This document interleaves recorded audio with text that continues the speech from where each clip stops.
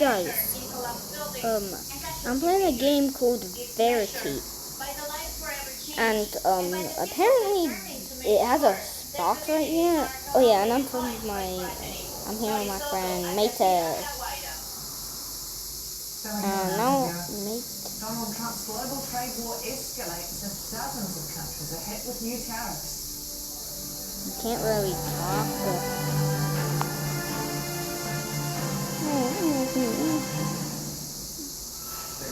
Okay, how does he know that? What's 2 plus 2? It's 4. Okay, that's pretty easy. Everyone knows that. The Iranian regime is tapping into something so universal. Oh God, we only need 25. Oh God. We need 3. That tells you that is something that the state doesn't want you to know about. The Listening Post decodes the media on Al Jazeera. The story that really captured the attention of so many people around the world is now reaching this tragic of the missing Titan. The only way the UN can overhaul the financial rules and budgeting issues is with a vote of the entire General Assembly.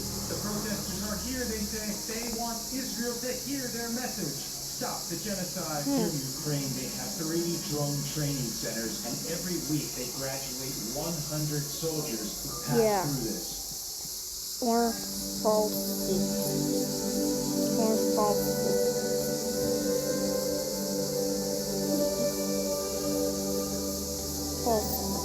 Yeah. My bad.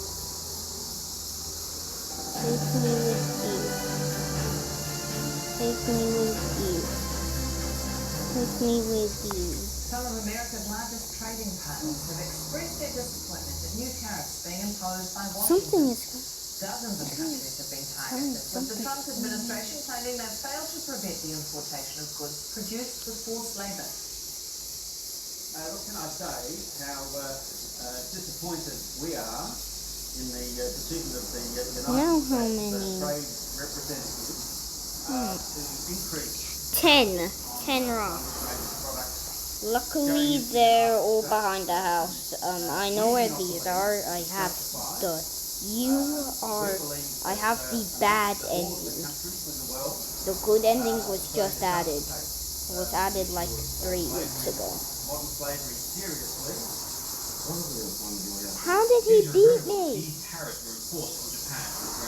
Do you have silver trade button? Despite the fact that Japan's industry and trade are in accordance with international rules. Yeah. The new duties cover almost all imports into the US. They range from between 10 and 12.5% and are aimed at trading partners including China, the EU, the UK, Canada, Japan and Australia. The measures are being introduced as a 10% tariff imposed earlier this year expires. John Diamond, your Senior Director of the Centre for Tax and Budget Policy at the Base. He says the Trump administration found a way to bypass Congress to apply the new tariffs. Well, they needed to replace the existing tariffs that expire at the end of this week. So I will terminate all rocks in the IEEPA existence. tariffs were unconstitutional. The administration imposed tariffs under Section 122. It's nighttime, constantly Those nighttime. are only allowed to exist for 6 months unless I have a Congress feeling I will reauthorizes not it, want which was not this. going to happen. And I know how to The survive. administration was looking for a new authority. I've watched And they tons. decided to use just Section this year. 301 of the Trade Act of 1974. What do I make of the contention that this is all based on countries using forced labor? It's a little bit ridiculous to think that over 60 major trading partners, Oh God, I countries accidentally in clicked on the that. EU are really relying on You look that much different. forced I've always labor. looked So like this. it's No, kind you of have hard to not, believe. Verity.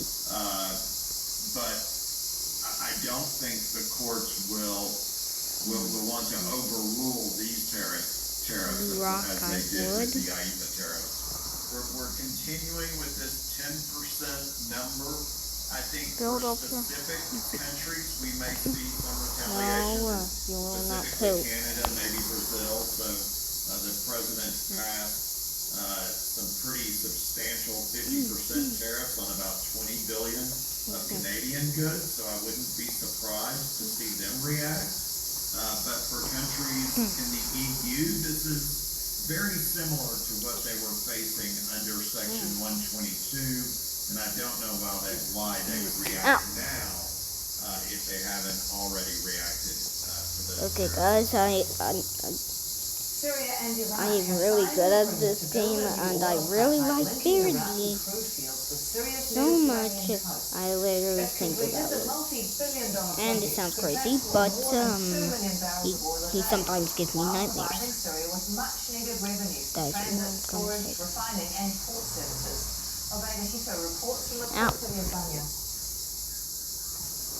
This is Syria's Banyas port. Soon Iraq will be sending oil from And I gotta get to wood. this terminal on the Mediterranean coast. Damascus and Baghdad have signed a deal to rebuild the 800-kilometer pipeline that connects the cities. Oh Syria yeah. to become a critical player in the changing global energy market. Wait. Long defunct crude oil pipeline was built in 1962. No. It has been closed since 2003. Oh yeah. Damaged during the U.S.-led invasion Plus, of Iraq. Rebuilding full transit across the we get desert to requires one. major international backing to scale up We capacity. With an estimated get cost of good $4 billion. and Beyond state revenues, the multi-billion-dollar initiative offers direct economic relief on the ground, funding local construction, I'm gonna go to the expanding global infrastructure to chat. process What Syria's the? own domestic crude. Can I go back to the normal chat? Construction will take 2 to 3 years and require thousands of workers, with an I wish I emphasis that all operators must be Syrian. The project will also contribute to transporting Syrian oil from the Abu Kamal region to Banyas, running in parallel with a pipeline for export and another for domestic I can't get out refining. now. Rebuilding the oil transit network requires tens of thousands of tons of piping, storage tanks, and specialized pumping equipment that connect to ships anchored along the coast. The Syrian government is hoping it will soon be able to fill ships like these with Iraqi oil. But whether the pipeline becomes a long-term pillar of stability depends on how quickly it can be completed. I gotta jump because there's no sprinting in this game. That's it from me, and as sponsors for this news out, my colleague Neva will be here in a moment with more news. You good? In its exploration of how mass violence can escalate into genocide, Al Jazeera Untangles continues with the horrors of Rwanda. We heard the people in our home. They came to search our homes, to see who were there so they could kill us. It was hard to find a place to I'm hide sorry. in Rwanda.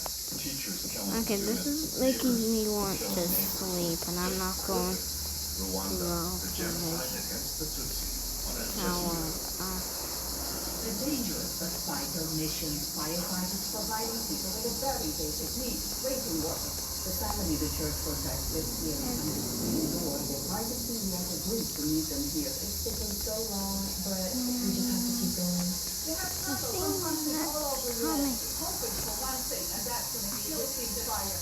I'm done with you. Once when you get diamond one, I do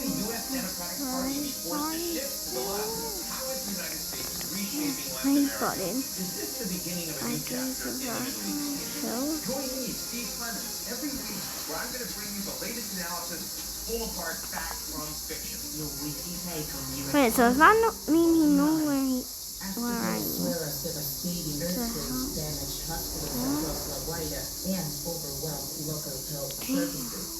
Volunteer medical teams transformed these restaurants into a place where survivors How can we receive get all treatment. the things? It's something we should all do, help Venezuelans however we can, because they need it. I'm deeply grateful to everyone. It truly makes me feel cared for.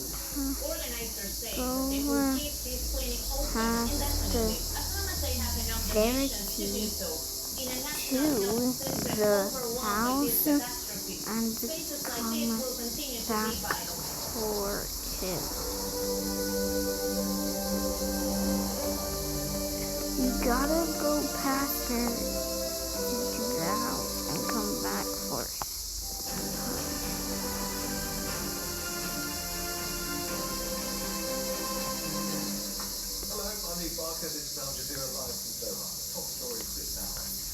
Israeli settlers raid a village in Nablus, the occupied West Bank. 4 Palestinians and 2 Israelis were shot dead.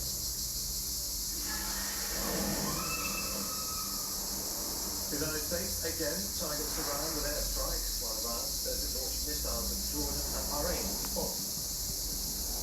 We report from southern Lebanon, where displaced families are returning to their homes after the withdrawal of Israeli Wait, he forces. got him? Tensions rise in the South China Sea after another altercation between the Philippine and Chinese Coast Guard. And in sport, one of the biggest names in football management has a new job. Jurgen Klopp has been named as Germany's head coach.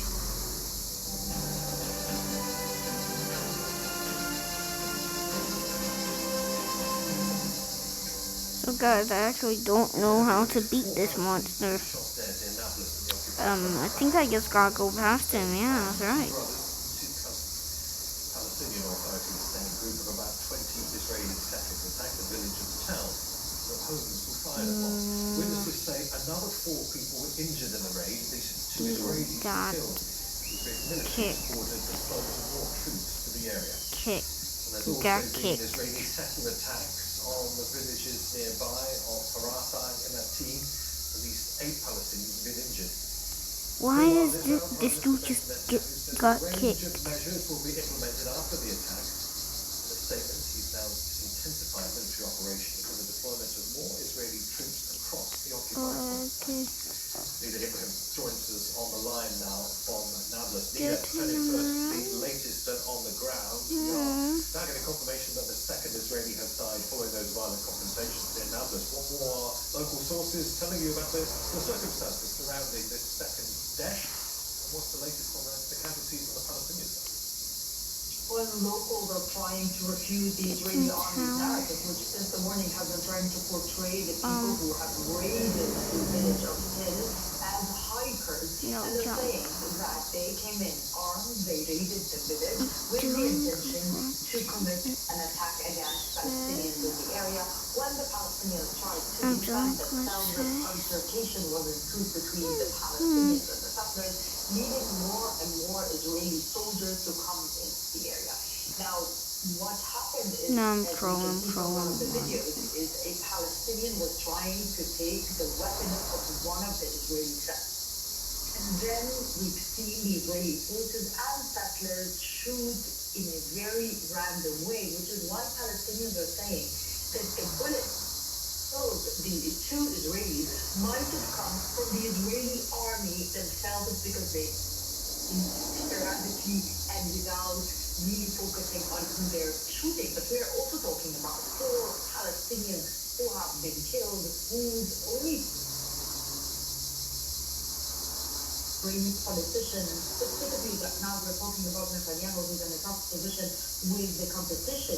Every politician tries to lobby for themselves by cracking down more and more on Palestinians. And we've seen how the vote and the standing of the finance minister, Bezalel Smotrich, have been dwindling, but now he's trying to pick them back up by showing that I am terrified. Actually working to build more and more illegal Israeli settlements. And today, Bezalel Smotrich has been threatening to turn Nablus into the cities of Jenin and